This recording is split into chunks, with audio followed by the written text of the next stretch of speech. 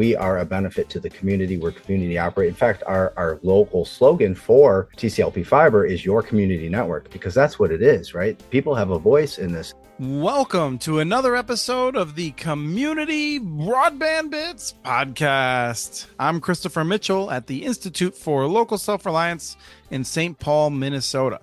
Today, I'm speaking with Scott Menhart, who is the Chief Technology and Information Officer at Traverse City Light and Power. Welcome. Thank you to have me, Chris. It's been a long time coming, and I'm finally glad we got to get together.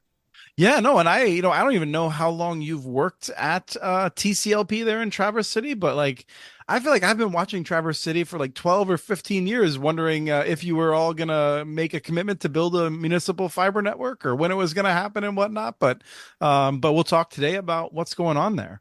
That sounds wonderful. Yeah, so for people who are not familiar and cannot see your hand, the palm of your hand, tell us where Traverse City is and about how big it is. Traverse City is located in northwest Lower Michigan. I say Lower Michigan because we're not up in the Upper Peninsula.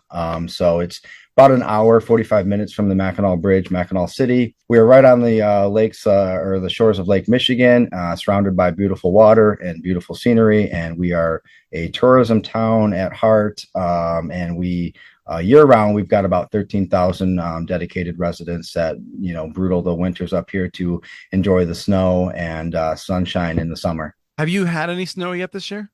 We've had a little bit. It stuck around for a couple weeks and then kind of dissipated. And as of now, I think it's like 45, 50 degrees out, which is pretty hot for this time of year, you would say. Yeah. So as we're recording this, which is the 21st, just of December, we're not exactly sure when this will run in the new year, but we are here in Minnesota. We also dry ground. It's a little bit sad.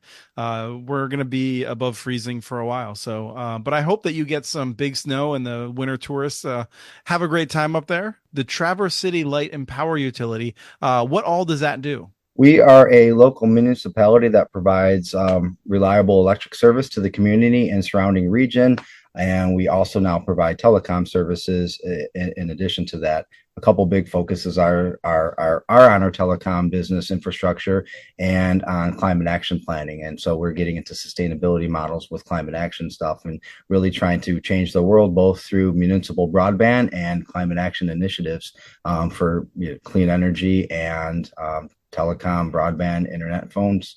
Excellent. And you're one of many in Michigan at this point. I not like a million, of course, but there's Holland, Seebewang, Marshall. There's several Cold Springs that have been doing the old HFC before they got into the fiber upgrades. There's a lot going on in Michigan. You also have that law that you have to jump through some extra hoops in order to do it. But one of the things that I think we always see from the municipal electricity entities that go on to build these fiber networks is that often the fiber is first and foremost for the electric side. So before we get into too much more about the fiber project and where you are, can you just help us better understand the role that the fiber plays in the electric grid? Traverse City Light and Power got into fiber for that exact reason. Back in 2006, we wanted to replace some legacy T1 circuits connecting our substations together, our electrical substations, and we did that with fiber. So we built out two massive city rings to connect all of our substations together. But as you build this out, you have capacity, right? Cost is in the labor, as many people know, not in the actual strand count density. And so we've had spare strands. And so from that point on, we actually started leasing out dark fiber infrastructure from 2007 and on. And while we got into fiber to start with was electrical communications. And why we continue to expand our fiber network was electrical communications. Everything that we're doing with the fiber on the telecom side is an ancillary benefit to both the community and to us in terms of revenue diversification and also help in just offsetting our grid infrastructure to be able to do some wonderful projects that we have coming up in the next decade. And so let's talk about the decision-making process. So like many communities, Traverse City, I think studied it and looked at it and said, maybe we should do this. And then said, no, it's not the right time. And then studied it again and then said, maybe we should do this. And then eventually found that they saw a set of numbers that looked reasonable. So walk us through, that process and that timing.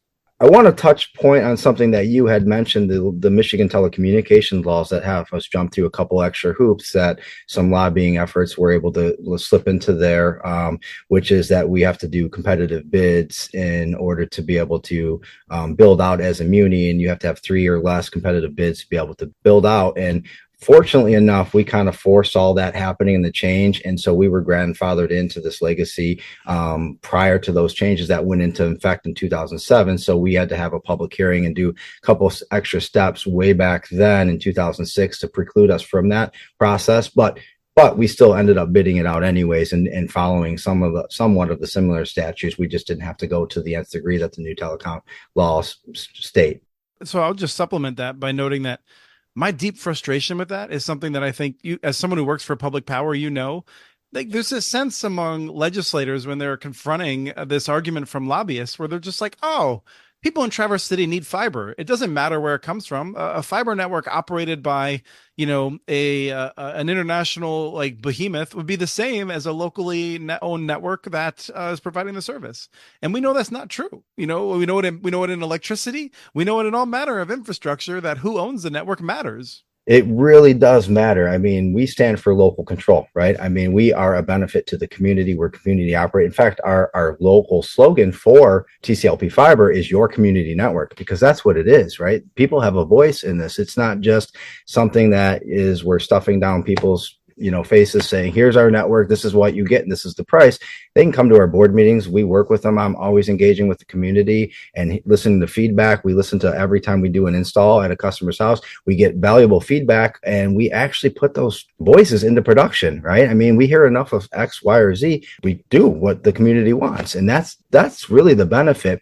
And one of the biggest misconceptions that our incumbents really targeted was our ability to operate and run a government-owned network, right? A GON, as you call it. And I would never call it that, but that's no, what they call it. Richard, Right? I know they call it that. I'm not a big fan of that slogan, but that's what they're referring to it as. And the reality is, they came out and said, you're not going to be able to keep up with the technology quick enough, right? You're not going to be able to.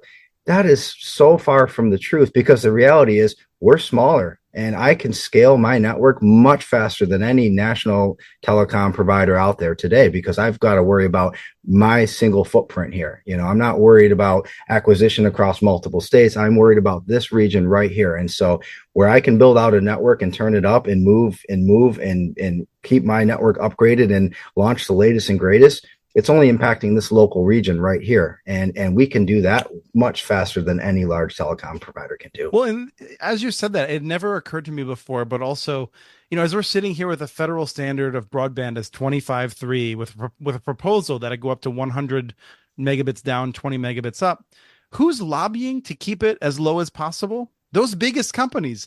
They claim to be the ones able to most rapidly adopt new change, but they're the ones who are constantly lobbying to keep it as slow as possible. So, it is always entertaining when you live in that 180-degree world in a state legislature where they have to deal with those lobbyist arguments and whatnot. It's usually 180 degrees from the truth.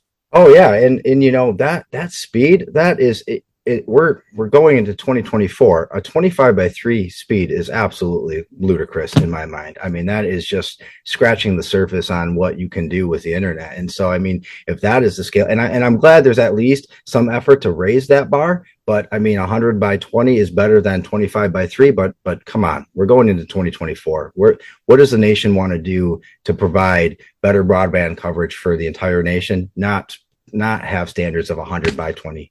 Right. I mean, it's just very low, especially on the upload speed. When a lot of stuff is becoming more connected in your house, people are working from home and they really want to start uploading stuff to OneDrive for business and things like that. You can't. You're limited at that point. But the average citizen doesn't understand that limitation. And that's one of the large educational efforts we have to do, providing fiber symmetrical service. Like, what's the benefit of fiber over coax and traditional broadband methods, right? And that upload speed is one of those things that I really touch home on and help businesses understand, because and even homeowners uploading pictures for backups, right? That's a big deal. And you don't get that because everybody just thinks download streaming movies, right? And that's not what the internet is about anymore today. Yeah, no, I went through this because I did not have a robust online backup of my computer because I have a data cap and I have a slow upload connection. That's been rectified, and so now I have fiber in my home with no data cap, and I have an online backup. And I wish I had had it 6 months earlier because it would have saved me, I don't know, at this point, 20 or 30 hours of work trying to recover from a hard drive failure, where Yeah. I still had everything scattered around. But if I could have just re-downloaded that image, that would have been real nice. You're done. I mean, there's tools out there that literally take a snapshot of your computer and upload it. And on your legacy upload speeds, 3 megs, 5 megs, 10 megs, you're looking at hours, right? And so you're not going to do it that often because it takes forever on a fiber connection, depending on your speeds, you're looking at minutes. And so, I Yep. mean, most of the stuff that I do now, because I'm on coax at home, I'm not privileged yet to have fiber at my location. And so we have it at the office here. I bring any large upload things that I'm doing in terms of data migration stuff into the office because I'm Mhm. not going to wait and watch that little bar scroll by ever so slowly when it's done in a matter of minutes inside the office. Yeah, and I'll just say many times when I've gone to bed and been like, oh, I'll let it finish. You wake up and find out 10 minutes after you went to sleep, it stopped. Oh, isn't that the worst? That is the absolute worst. Let's go back in time, like maybe 6 or 8 years ago, I think. So you need fiber optics, and you've been investing in fiber optics for the electric side.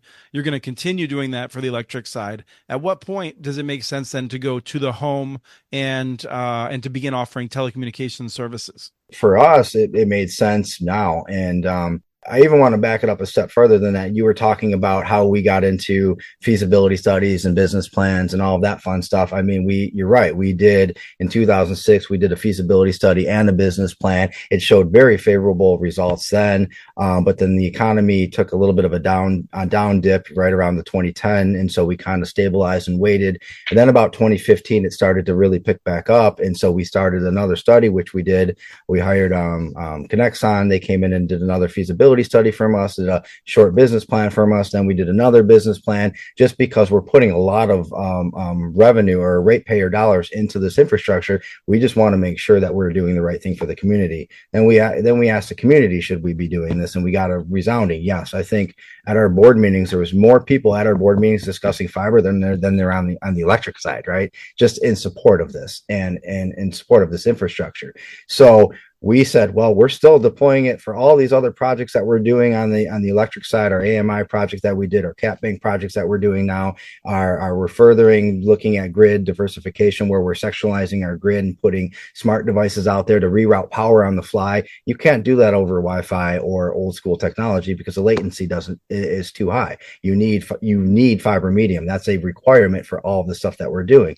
We built out a solar array that needed fiber connectivity to be able to disconnect the breakers in near real time. We had to deploy fiber. So as we keep deploying all this fiber, we said, what are we doing? Why are we not offering more to the community? Because we're running all this fiber by everybody's house and business. So at that point, we actually really started getting into that and saying, offering the community drops the service where we started internet and phones. To be clear, because sometimes I don't think people appreciate that some towns, there are some places where people have extremely poor connectivity, but a city of 13,000 like Traverse City, pretty much everyone has cable service that's in town. A lot of people probably just outside of town have cable service. People probably have some slow DSL availability just about everywhere. So you're not in a situation where you really have what we would call unserved, but you Correct. have a lot of people who are probably paying more than they should and getting less than they want. And that's the problem that you're ultimately solving, I'm guessing.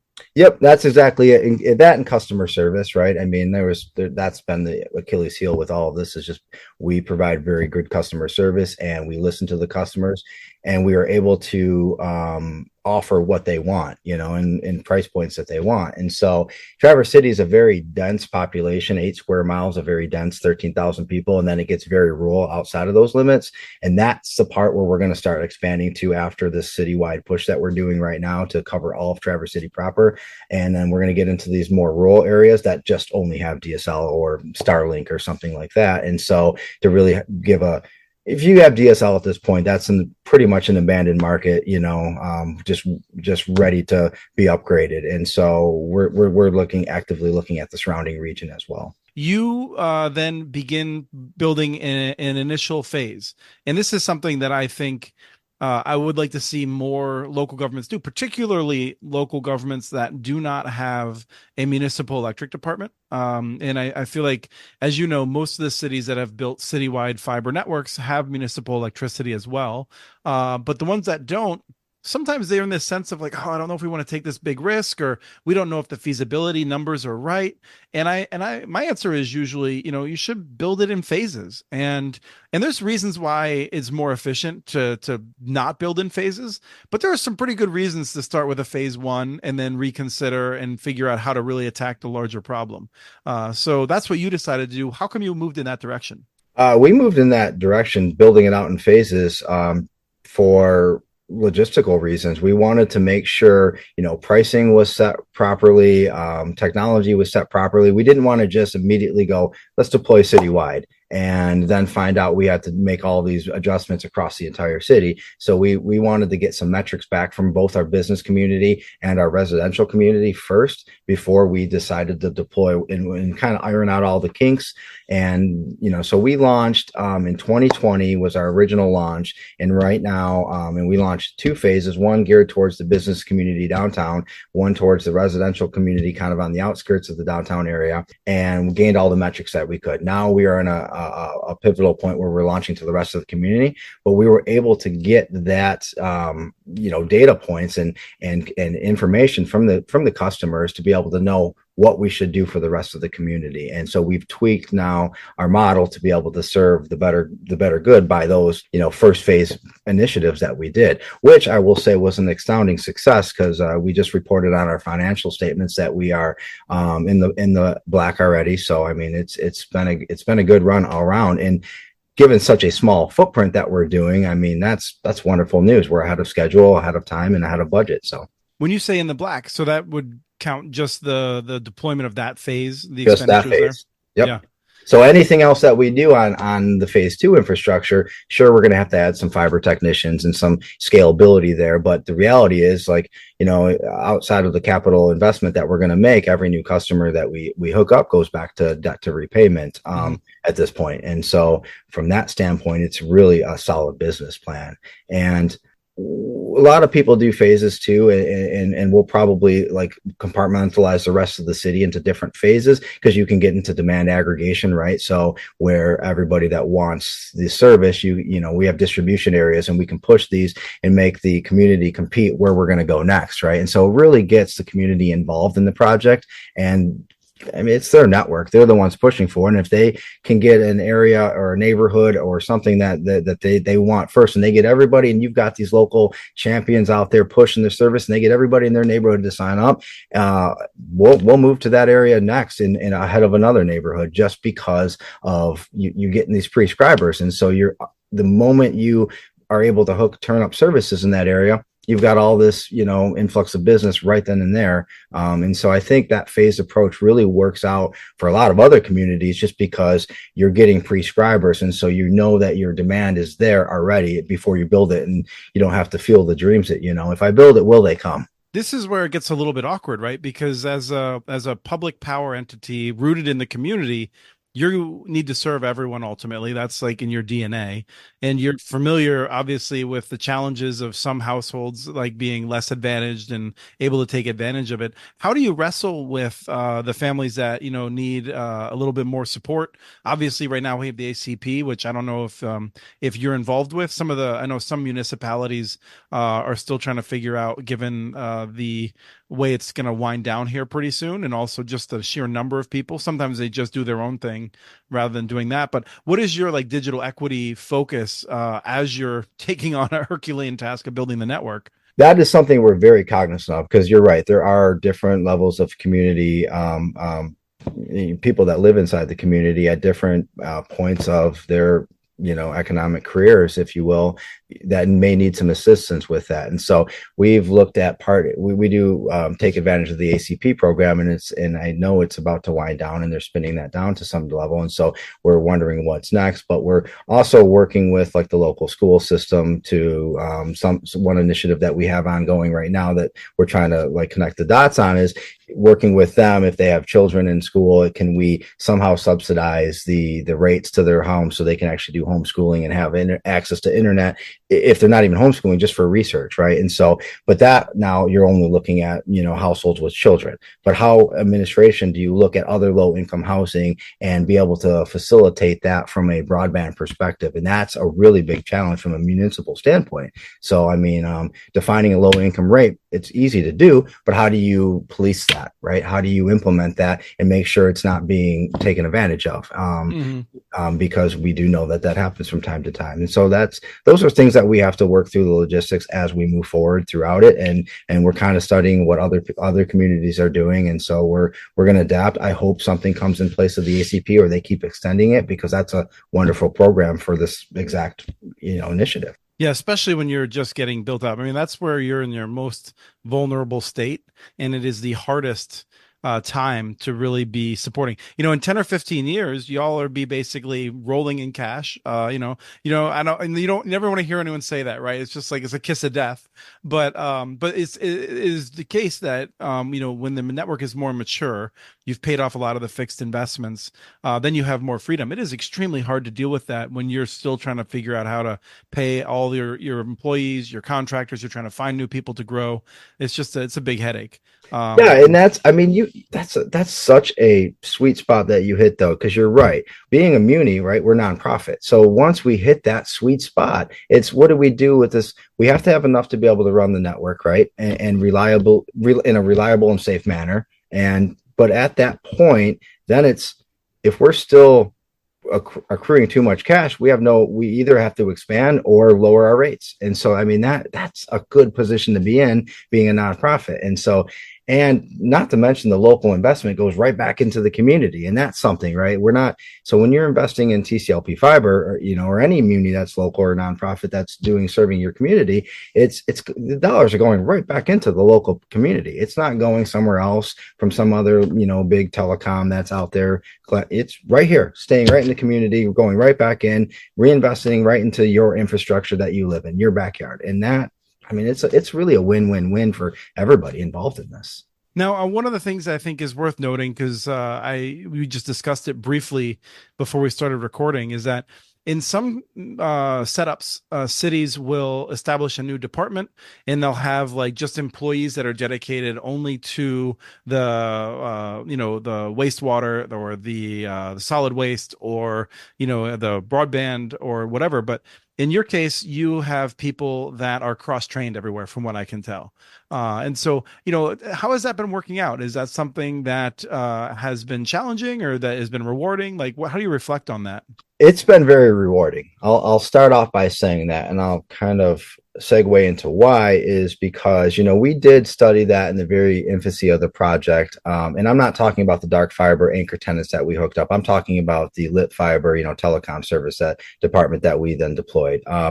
So the reality is that we looked at maybe potentially spinning up another department underneath the city umbrella that manages the fiber. The problem with that is that now you've got another wires company that has to maintain wires. And so here we are deploying electrical, and then another department's going to come back and run a wire right underneath there, right next to that in the ground, right? Economies of scale didn't make sense, right? We're a wires company. We can easily manage the fiber wire just as we can the electrical. Obviously, the electrical wire is more dangerous, right? But we have the capacity to manage, wires. And so from that standpoint, it made sense to keep the fiber infrastructure within Traverse City Light and Power, the electrical branch of the local municipal city infrastructure.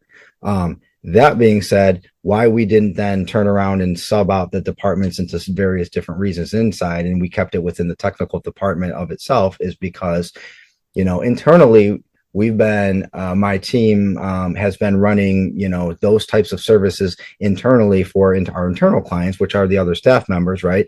You start working at Light and Power, we run wires to your office to hook up your internet and your phone. And then we do everything else, support your monitors, laptop, printers, all that fun stuff, right? This is just an extension of that, where we're running it now, to the next block over. But we don't have to support your laptop and all these other things. We just have to make sure your internet and phone works, right? And we're using Ideally. Yeah, right. I mean, you'd be surprised. We definitely get support calls, like, about laptops that crash and stuff like Right, that. right. And actually, we do typically, if we have the capacity and or time, go to the extra step to help out Yeah. customers that That's have what I would expect. Yeah. that, right? And that's not something the incumbents would do, at all. It's like you got your speed, that's it. And so we are going that extra mile already, and that's why I think our customers fell in love with TCLP fiber. But I just think that just continued on of a technical infrastructure, just kept it local, kept it within the technology department, and we use all the same. I think it's paramount to know that we use all the same equipment for both electrical and fiber, right? So the electrical company is on the same network than our fiber. We VLAN everything off, so it's all secure and it's all locked down, but it's the same backend. And so, from that perspective, it doesn't make any sense to try to relocate somewhere else because we have the scalability within that department just to keep expanding. Sure. Now, as we're winding down the interview, I do want to cover a couple other things. One is that talking about the benefits. And so, this is typically, again, building the network is the hardest phase, right? I feel like in 5 years, your job gets a lot easier, hopefully sooner than that. But, as you're thinking here, it's December. This is the shortest day of the year right now, I think, as we're recording. You're trying to get motivated to get out of bed, and what are you thinking in terms of how this is like benefiting the community? Like what is there that's happened that has made it clear to you that this was the right decision? There was a story. We kind of launched our phase one right during the pandemic, and that was problematic because the governor at the time called a standstill, and so we kind of pulled all of our construction workers off the project during construction. She then came back and said, well, if you're building out telecom networks, you can continue because those are needed during this time frame. So we were able to remobilize and get going. But once we were able to actually get people online and connecting, and we saw a huge increase in our residential take rate because everybody was at home. People were working from home. They weren't going into work. Businesses were operating out of their house. I mean, everything went to the house. And so one of the stories that I heard that I really fell in love with was what's happening during the pandemic without people being able to go to school and kids being able to interact, and play on the playground and stuff like that. And there was a couple little pop-up facilities, houses that were their teachers were hosting like some kids there as like smaller educational stuff once they were cleared to do so, but they weren't fully returning to school in their entirety yet. But they were doing these little COVID-free zones where kids can come and actually learn in a smaller little classroom, maybe 10 kids in a house setting, right? And they were using TCLP fiber to do this. And so that to me was just a love story that I absolutely loved, because it was like, we're still getting somewhat of a smaller benefit of a normalized life for our children. Granted, it's not at the big playground and everything, but they're able to go to somebody's house, use our service to actually learn and educate, and better themselves, but still get to interact with each other. And that was when I knew like we're doing the right thing in this community. And nonetheless, you faced pushback. And so, I don't want to get lost in this, but any sort of That's an easy advice. conversation to get lost in, right? I mean, we all know this. So And so I'm curious, if we're seeing more networks still being launched. People, cities are considering this. What advice do you have for folks to try and deal with that? And how can you prepare people for that onslaught from a company that may never have even sent people to your community before, suddenly now is sending high level people to tell you you're making a terrible mistake? which absolutely happened. That is absolutely what happened. And I tell people that get into this, stay the course, right? I think it's easier to convince a board or a city commission, get four no votes to shut the project down than it is to compete with a nonprofit. And that's the angle that a lot of our incumbents take. Stay the course. You're going to get negative pushback. You're going to get negative feedback. You're going to get people telling you shouldn't be doing this. We can do it better. We can deploy technology quicker. But the reality is, stay the course. I guarantee you, in a couple of years, you'll be happy that you did, because you will have local control of an asset that is now geared towards your entire community. And there are, like your podcast and others. Obviously, I think interviewed Bob Knight and Kim McKinley on American Association of Public Broadband, right? That's another resource. But like, there's resources out there that can help you navigate those and look at it, but stay the course. Do not be distracted by this anti-government, anti-gun slogans that you'll see, because the truth is it's a lot easier than you think it is. Right. Although I do think you'll agree with me. Make sure you're staying the course if you've given it real study. And, as you know, there's a lot of claims. There's a lot of claims of failure. Many of them are lies, but there are some communities that have not done their homework and have gotten into trouble. Let me reiterate: stay the course as long as you've done your homework and it makes sense. Don't just throw money at something that you've never studied or you never looked at just because you think you can build it and it'll happen. At least do the forefront, do your feasibility study, do your business plan, make the business case. And one of the things that I really want to iterate is everybody gets caught up in the telecom side and what I mean by the internet side of this. But the reality is there's a lot of infrastructure needs. Like, we're working with the local police department to lease them our fiber and start up a security camera as a service, right? Where we're gonna offer. There's revenue streams that you can get off of that network that don't just involve broadband and phones, right? Or TV if you're doing that. So just make sure you identify all those key niches up front, and that helps pad those revenue streams as you're moving forward, and so you can actually get that coming in. So don't rush into it, study it, but once you have a solid plan, stay that course, stick with it, because you'll tell everybody will come out that's against government owned networks telling you can't do it, but they're afraid of it. And that's really what it is. Now, you said something, and I can't let you go without asking about this, because you are the Chief Technology and Information Officer for the entire utility. I sometimes hear this claim: internet is so hard, electricity is easy, and so that's why electric utilities shouldn't get into it. And I always laugh, because my answer is always like, electricity still kills people when you mess it up. Like, electricity is a lot harder than you think. And so I'm just curious, as someone who has to work with both of these things day in and day out, how do you respond to someone that says the internet is really hard and electricity is super easy? Electricity is infinitely more difficult to supply and demand in a safe and reliable manner than broadband is. It just is. I mean, most pre us doing telecom, we were doing IT in our internally hooking up customers, our internal customers, our staff members, right? Our HR, our finance director, all of these people on internet. I mean, IT's happening internally everywhere. If you think about it like that, and you just say, oh, so now I'm going to remove the roof and just expand it next door. Imagine that's just a building next door. Internet's an easy thing. Electricity is hard, and it's dangerous, and it's gruesome work, and we have dedicated linemen that support that, but it's very dangerous. It's a very hard initiative, and power contracts, how you're generating power, how that's all happening, those take years and years to negotiate and understand. And internet's just an extension of services that your IT team was already doing. And so do not let people think that internet is more difficult than power, because that's not the case. Well, Scott, it's been a long time coming, but I'm really glad we're able to record this. Thank you so much for your time today. Absolutely, Christopher. It's been a wonderful time chatting with you, and I look forward to hearing from you in the future. Thank you, everybody. Sounds good. And then also, you're a board member. I didn't mention this, but you are a board member and one of the founding folks behind the American Association of Public Broadband, now with the executive director of GG Sohn. And so if listeners haven't heard of that, they should go check that out.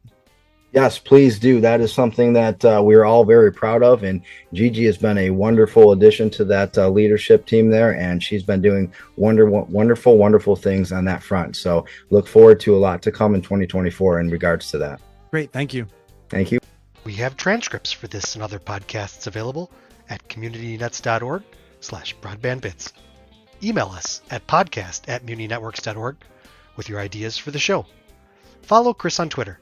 His handle is @CommunityNets. Follow CommunityNets.org stories on Twitter. The handle's @MuniNetworks. Subscribe to this and other podcasts from ILSR, including Building Local Power, Local Energy Rules, and the Composting for Community podcast. You can access them anywhere you get your podcasts. You can catch the latest important research from all of our initiatives if you subscribe to our monthly newsletter at ilsr.org. While you're there, please take a moment to donate. Your support in any amount keeps us going. Thank you to Arnie Huseby for the song Warm Duck Shuffle, licensed through Creative Commons.